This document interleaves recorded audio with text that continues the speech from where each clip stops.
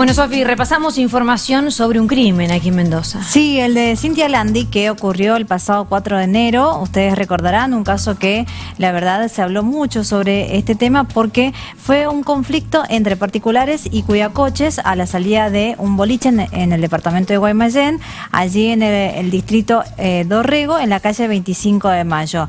Bueno, los particulares salen de este boliche, allí se produce un intercambio de palabras que se torna un poco violento por justamente el cobro de la seguridad de estos autos a cargo de los cuidacoches. Bueno, comienza todo el conflicto allí, después los cuidacoches se retiran también los particulares, pero los particulares regresan en dos vehículos posteriormente, y uno de los vehículos, o al menos desde el interior de uno de los vehículos, comienzan a disparar contra una vivienda.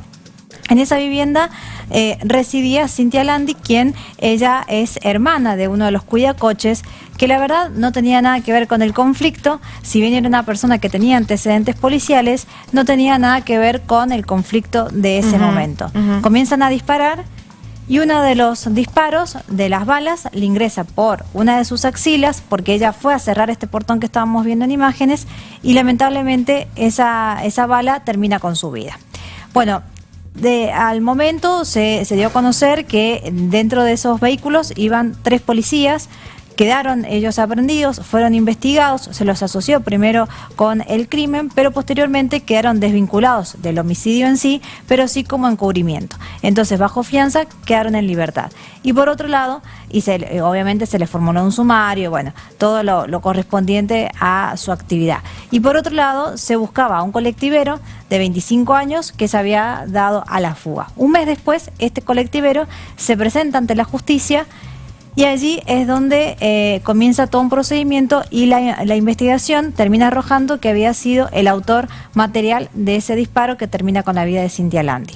En el día de ayer, y ahora vamos a repasar entonces cómo es la situación, que este hombre en un juicio abreviado, ahí tenemos a la víctima, Cintia Romina Landi.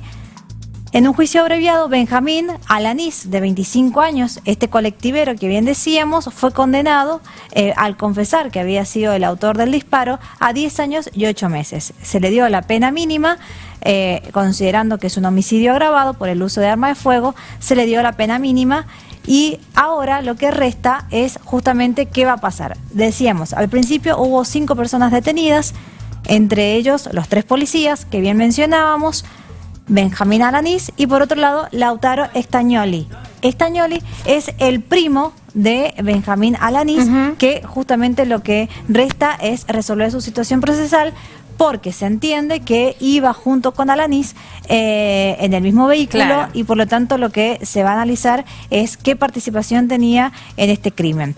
No ha querido ir por una decisión propia de su abogado, no ha querido ir presentarse a la justicia voluntariamente. No ha querido ir por medio del juicio abreviado, que recordemos que los juicios abreviados se da porque las personas que están siendo investigadas terminan confesando su participación en el hecho. En este caso va a ir por la vía normal, al menos por ahora, es decir, que va a dejar que se lo investigue, y bueno, lo único que ya este caso sí empieza como a resolverse en este sentido, porque ya tenemos un condenado que es quien fue el autor material del disparo que termina con la vida de Landi.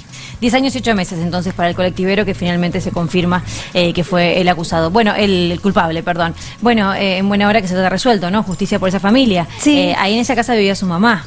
Exactamente, ella con sus hijos, cuando escucha los disparos, o lo que ella fue a cerrar el portón para que sus hijos no corrieran peligro.